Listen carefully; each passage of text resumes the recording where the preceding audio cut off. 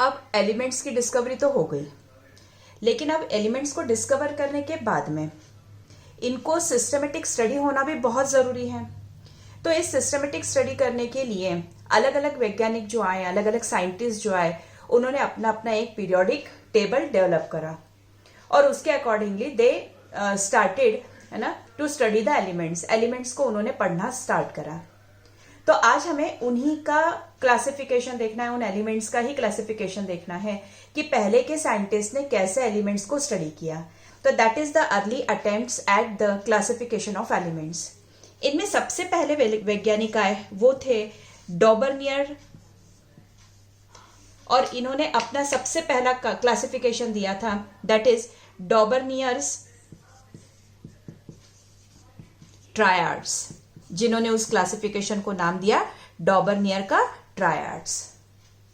अब ये जो वैज्ञानिक थे ये आए सन 1817 में, 1817 में, और इन्होंने क्या करा, है ना, सबसे पहले तो ये वैज्ञानिक जो थे ये एक तो जर्मन थे, जर्मन केमिस्ट थे, ठीक है, ये बात जरूर ध्यान रखिए कि ये एक जर्मन केमिस्ट थे। और इन्होंने अपना सबसे पहला जो है वो इन्होंने क्या करा कि जो नोन एलिमेंट्स थे, ठीक है, उस समय तक जितने भी एलिमेंट्स डिस्कवर हो चुके थे उन नोन एलिमेंट्स को उन्होंने तीन तीन ग्रुप में क्लासिफाई कर दिया, ठीक है, तीन तीन का एक ग्रुप बना दिया और उसे उन्होंने नाम दे दिया ट्रायड्स। उन्हें ट्रायड्स नाम जो है वो दिया गया, ठीक, तीन तीन एलिमेंट्स के ग्रुप को ट्रायड्स नाम में उन्होंने क्लासिफाई कर दिया, ठीक है। और उन्होंने क्या करा, उन्होंने ये देखा कि जो एलिमेंट्स थे, ठीक है, पहले तो एक तो उन्होंने उसको ट्रायड्स में जो है वो डिवाइड कर दिया, पहली बात। दूसरी बात, उन्होंने एक चीज इसमें जो कही कि उन्होंने ये जो एलिमेंट्स अरेंज किए थे वो अरेंज किए थे on the basis of atomic masses. उनको एटॉमिक मास के अकॉर्डिंगली जो है उन्होंने अरेंज किया था, एटॉमिक मास के आधार पर उन्होंने उसको डिस्ट्रीब्यूट किया था या अरेंज किया था, ठीक। और उनका ऐसा कहना था कि हम जो तीन एलिमेंट्स ले रहे हैं, first, second and third element, तो इनमें से जो पहले एलिमेंट का जो एटॉमिक मास होगा और जो तीसरे एलिमेंट का एटॉमिक मास होगा, इन दोनों का जब हम एवरेज निकालेंगे, मतलब फर्स्ट और थर्ड का जो एटॉमिक मास है इसका जब हम एवरेज निकालेंगे तो वो जो एवरेज होगा it is the atomic mass of the second one. वो किसका एटॉमिक मास होगा बेटा, जो हमारा सेकेंड एलिमेंट है, which is placed in between these two, जो इन दोनों के बीच में रखा गया है, ठीक है, इसका एटॉमिक मास जो है वो क्या होगा, इन दोनों का जो एटॉमिक मास है उसको सम करने के बाद, जोड़ने के बाद जब हम उसका एवरेज निकालेंगे तो it is the atomic mass of this second one. वो इस सेकेंड वन का जो है वो एटॉमिक मास होगा, ठीक। एग्जाम्पल के साथ में अगर अपन इसको समझाएं तो द एग्जाम्पल इज, इसका जो उदाहरण हमने लिया दैट इज द लिथियम। सबसे पहले हमने रखा लिथियम, फिर हमने रखा सोडियम और तीसरे नंबर पर रखा potassium. The atomic mass of lithium, lithium का जो एटॉमिक मास होता है इट इज 7 होता है। Now the atomic mass of potassium is 39। ये 39 पोटेशियम का एटॉमिक मास। मैंने क्या कहा, this is the atomic mass of the first one, this is the atomic mass of the second one, and the average of these two, इन दोनों का जो average है, मतलब 7 + 3 9 divided by 2, it is equal to the atomic mass of the third one, ठीक है। और इन दोनों का जो सम आया वो कितना आया, 46 divided by 2, that is equivalent to 23, और this is the atomic mass of this sodium which is the 23, ठीक। तो इस तरह से जो है हमने क्या करा, या डॉबर्नियर ने क्या करा, इस पूरे atomic mass, in atomic mass के आधार पर जो है वो अपना एक पीरियोडिक टेबल अरेंज कर दिया, ठीक है। ऐसे ही उन्होंने एक और ट्रायड लिया, नाउ द सेकेंड वन, दूसरा जो ट्रायड उन्होंने लिया था, है ना, वो था दैट इज कैल्शियम, ठीक है, दैट इज Ca, जिसको हम Ca कहते हैं। The second one is the strontium which is denoted by Sr, जिसे अपन स्ट्रॉन्शियम कहते हैं, and the third one is the barium, तीसरा एक barium. This is the second triad, ये उनका सेकेंड ट्रायड था। नाउ द थर्ड वन, तीसरा जो ट्रायड उन्होंने इसमें लिया वो थर्ड ट्रायड था, that is chlorine, Cl, second one is the bromine, and the third one is the iodine, तीसरा जो था वो आयोडीन था। इस तरह से टोटल 3 ट्रायड्स जो है इनके द्वारा आइडेंटिफाई किए गए। ठीक है, तो this is the limitation, first limitation of this डॉबर्नियर triads. इस डॉबर्नियर ट्रायड का ये पहला लिमिटेशन था। ठीक है, मतलब अब मैं यहाँ हेडिंग डाल रही हूँ दैट इज लिमिटेशन, जिसको मैं लिमिटेशन कह रही हूँ, है ना। लिमिटेशन में सबसे पहला लिमिटेशन क्या आया बेटा, फर्स्ट वन, पहला, दैट इज, है ना, इन्होंने केवल 3 ट्रायड्स को ही रिप्रेजेंट किया है, ओनली 3 ट्रायड्स, केवल 3 ट्रायड्स को ही जो है ये क्या कर पाए, आइडेंटिफाई कर पाए। This is the first point, सबसे पहला पॉइंट जो है वो यहां पर कहलाता है। ठीक है, और उसके बाद में ये किसी भी प्रकार के ट्रायड्स को आइडेंटिफाई नहीं कर पाए इन एक, मतलब इन 3 ट्रायड्स के अलावा जो मैंने अभी आपको बताए हैं। इज इट क्लियर, है ना। तो ये जो कहलाता है that is the first one. ठीक, नाउ द सेकेंड वन, अब दूसरा जो आता है वो आता है second one which is Newlands octave. Second is Newlands law of octaves. Newlands law of octaves, जैसा कि नाम से ही स्पष्ट है, law is given by Newland, Newland के द्वारा ये नियम दिया गया है। ठीक है, अब यहां पर हमारे पास में आता है सा रे ग म प ध नि सा, सा रे ग म प ध नि सा। इन्होंने क्या करा, न्यूलैंड्स लॉ ऑफ ऑक्टेव, इसे इन्होंने जो हमारा सरगम होती हैं, ठीक है, जो म्यूजिक जानते हैं उन्हें अच्छे से पता होगा कि सारे ग म प ध नि ये 7 स्वर होते हैं, 2 4 6 और 1 7 स्वर होते हैं। और इन्होंने जो एलिमेंट्स थे उनको increasing order of the atomic मास के इंक्रीजिंग ऑर्डर में जमाया था। जैसे कि 7 सुर होते हैं वैसे ही 7 एलिमेंट्स को इन्होंने यहां पर अरेंज किया था।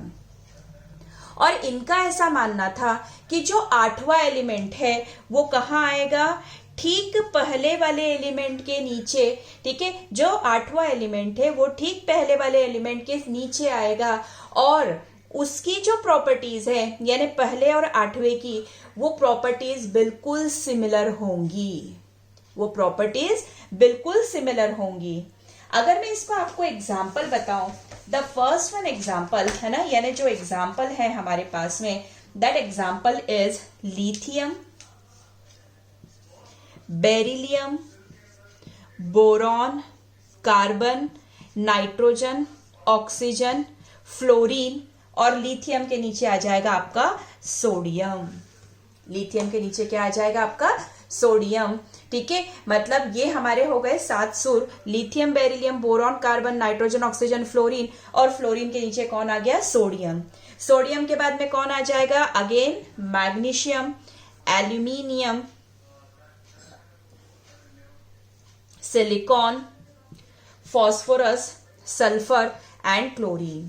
ठीक, तो ये जो एलिमेंट्स आपको दिखाई दे रहे हैं, ठीक है, जो एक बिल्कुल नीचे की तरफ है, एक दूसरे से बिल्कुल नीचे हैं, ठीक है, ये एलिमेंट्स जो है वो उनकी प्रॉपर्टीज जो होंगी वो कैसी होंगी, सिमिलर होंगी। दे show similarities in their properties, वो अपने प्रॉपर्टीज में जो है वो सिमिलैरिटीज को शो करते हैं।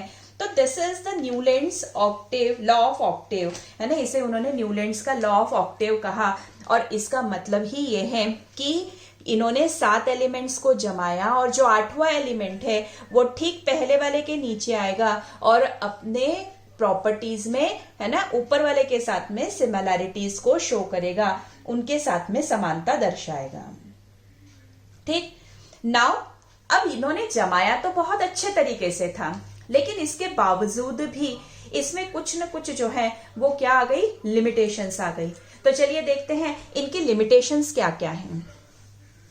Now the first one limitation, सबसे पहली जो लिमिटेशन आती है वो आती है कि ये जो एलिमेंट्स थे ये सिर्फ और सिर्फ, यानी ये जो टेबल बनाया गया था वो केवल 20 एलिमेंट्स तक ही क्या था, एप्लीकेबल था।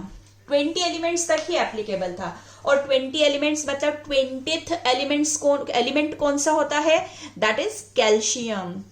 जो कैल्शियम होता है यहीं तक इस हम पीरियोडिक टेबल को रिप्रेजेंट कर सकते हैं। इसके बाद के एलिमेंट्स को जो है वो properly arrange according to the law हम नहीं कर सकते।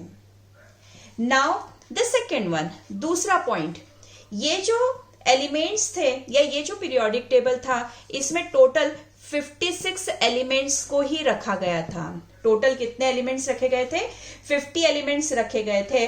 और न्यूलैंड ने ऐसा जो है वो एज्यूम किया था कि 56th एलिमेंट के बाद में there is no element existence of any type of element, ठीक है, किसी भी एलिमेंट का कोई भी एग्जिस्टेंस नहीं होगा या नहीं होना चाहिए, ठीक। और फ्यूचर में भी कभी 56 के अलावा जो है वो एलिमेंट्स डिस्कवर नहीं हो पाएंगे, ठीक है। ये उनका सेकंड क्या था बेटा, सेकंड जो है वो क्या है, दैट इज लिमिटेशन। ये दूसरा उनका लिमिटेशन था। अब इन्होंने क्या करा, जब एलिमेंट्स को अरेंज करना स्टार्ट करा तो हमारे हिसाब से या इवन एलिमेंट्स को अरेंज करते समय भी एक के नीचे एक ही एलिमेंट आना चाहिए। मतलब जैसे लिथियम के नीचे जो है वो सोडियम ही आएगा तो उधर फ्लोरीन के नीचे जो है वो क्लोरीन का ही अरेंजमेंट होना चाहिए था। लेकिन जब एलिमेंट्स ज्यादा हो गए तो उन्होंने क्या करा, एक ही ग्रुप जो था, एक ही जो कॉलम था, उस कॉलम में जो है वह एक से ज्यादा एलिमेंट्स को पुटअप करना स्टार्ट कर दिया। मतलब उन्होंने क्या करा, जब लिथियम रखा, जब फ्लोरीन रखा तो फ्लोरीन के नीचे था क्लोरीन, क्लोरीन के नीचे आना चाहिए था ब्रोमीन, आयोडीन। तब उन्होंने क्या करा कि ब्रोमीन तो रखा लेकिन उसके साथ साथ उन्होंने कोबाल्ट और निकल को भी उसी वाले कॉलम में पुटअप कर दिया। मतलब एक की जगह पर उन्होंने कितने एलिमेंट्स को पुटअप कर दिया, 2 से लेकर के 3 एलिमेंट्स को जो है उन्होंने वहां पर पुटअप कर दिया। और ऐसी कंडीशन में है ना, सबकी प्रॉपर्टीज जो है वो कैसी थी, बिल्कुल डिफरेंट। ब्रोमीन अलग प्रॉपर्टी को शो करता है तो कोबाल्ट और निकल डिफरेंट प्रॉपर्टीज को शो करते हैं। तो ऐसी कंडीशन में जो है इन प्रॉपर्टीज की सिमिलैरिटीज जो है वो वहां पर खत्म हो गई। यानी हम सारे प्रॉपर्टीज को जो है अकॉर्डिंग टू दिस वन, इनके अकॉर्डिंगली जो है वो स्टडी नहीं कर पाए। तो दिस इज द अनदर जो है वो लिमिटेशन है इनकी, ठीक। नाउ इसके बाद में जो आते हैं दैट इज मेंडलिव्स पीरियोडिक टेबल, ठीक है, जो कि काफी हद तक जो है वो क्या माना जाता है, हम उसको जो है वो डिनाई नहीं करते हैं क्योंकि मेंडलिव नहीं होते तो उसके बाद की जितनी प्रॉपर्टीज है इसकी जरूरत नहीं है।